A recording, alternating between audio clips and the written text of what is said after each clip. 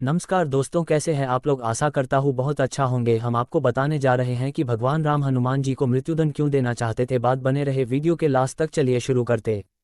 हिंदू धर्म के महान ग्रंथ रामायण के किस्से कहानियों से तो सभी परिचित हैं।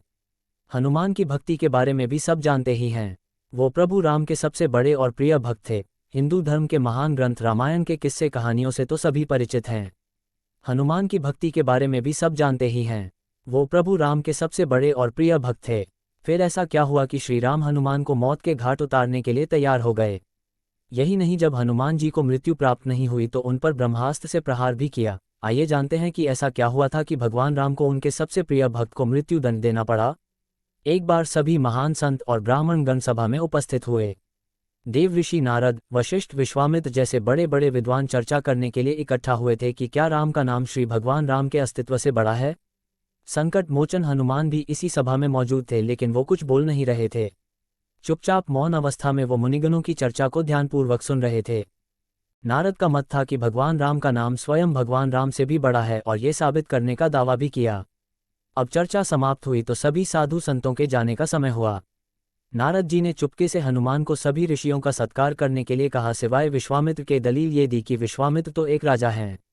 हनुमान ने बारी बारी से सबका अभिनंदन किया, पर जैसा नारद ने समझाया था विश्वामित्र को जानबूझकर अनदेखा कर दिया। अपना उपहास देखकर विश्वामित्र क्रोधित हो उठे। वो गुस्से से तमतमा रहे थे।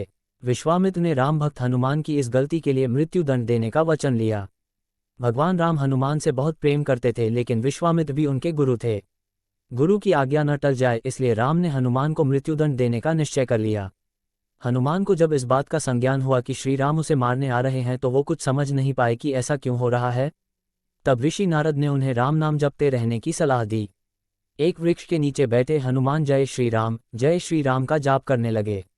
राम धुन लगते ही वो गहरे ध्यान में लीन हो गए। भगवान राम जब वहां पहुंचे तो हनुमान पर आक्रमण हेतु उन्होंने तीर चलाना आरंभ कर दिया, पर राम नाम में लीन पवन पुत्र का एक बाल भी बांका न हो सका। जब श्री राम ने ये देखा तो वो असमंजस की स्थिति में पड़ गए।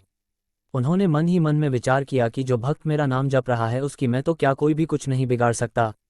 अपने तीर विफल होते देख भगवान राम ने कई अस्त्र भी आजमाए, पर हनुमान के आगे सब विफल ही रहे, क्योंकि श्री राम को अपने गुरु के वचन का पालन करना था।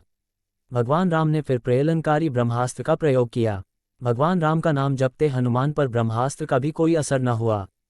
पृथ्वी पर प्रलय जैसे संकट बनते देख नारद विश्वामित्र के पास गए और सब सच बता दिया। इसके बाद विश्वामित्र ने राम को वचन से मुक्त कर दिया और देव ऋषि नारद ने यह सिद्ध कर दिया कि राम नाम स्वयं भगवान राम से भी ज्यादा शक्तिशाली है।